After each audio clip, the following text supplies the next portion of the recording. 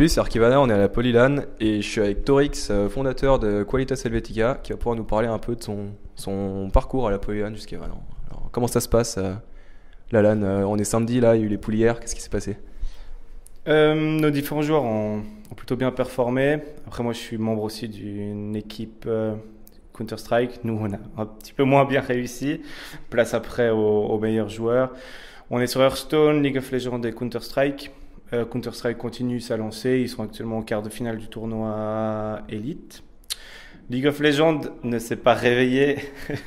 Alors, j'ai pas tout suivi pour être franc. Pour être franc, mais apparemment, ils se sont fait disqualifier du tournoi pour un retard. Un problème de compréhension avec les admins.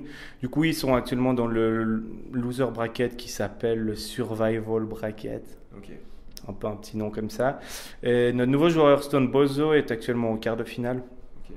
Donc aussi du tournoi principal, donc tout se passe bien. Puis pour notre deuxième équipe Counter-Strike, celle où je joue, on est dans le loser bracket. Et bon, voilà, on a fait notre parcours, on est sorti des poules, mais on n'a pas performé comme voulu. Et vous avez des objectifs avant le début de la LAN pour les différentes line-up, un truc à atteindre pour chaque équipe? Ouais, alors tout à fait, on a un capitaine par line-up pour un peu vraiment structurer la chose.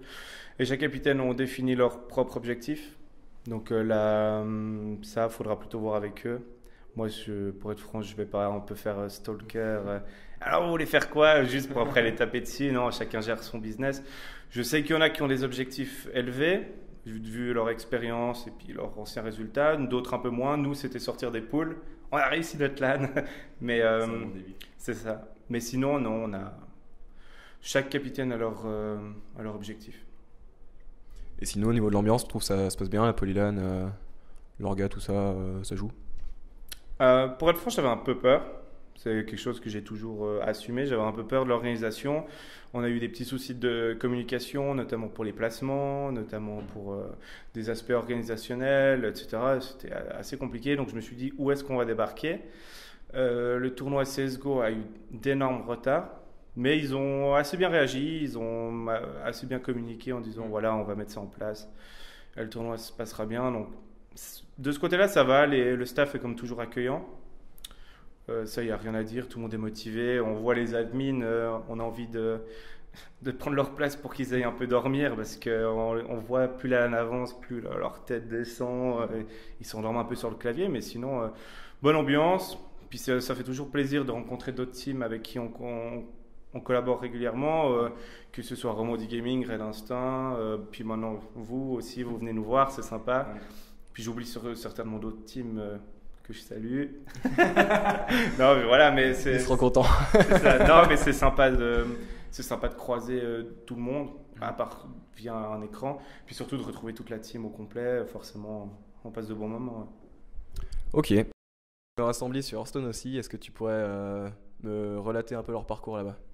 Ouais, alors tout à fait, on a décidé d'envoyer nos principaux joueurs qu'on avait avant, donc Yoon Theory, Larsonax et Cedrus. Ouais. Ils sont accompagnés d'amis de la structure pour un peu les encadrer au niveau staff, organisationnel, etc. Ils sont arrivés, ils ont fait de bonnes performances, malgré qu'ils aient perdu tous leur première game en phase de pool, ça peut arriver. Ils ont fait de bonnes performances. Yoon Theory a joué contre Felkane pour les connaisseurs de Hearthstone. Il a perdu 3-2 en live sur Millennium TV devant 10 000 personnes.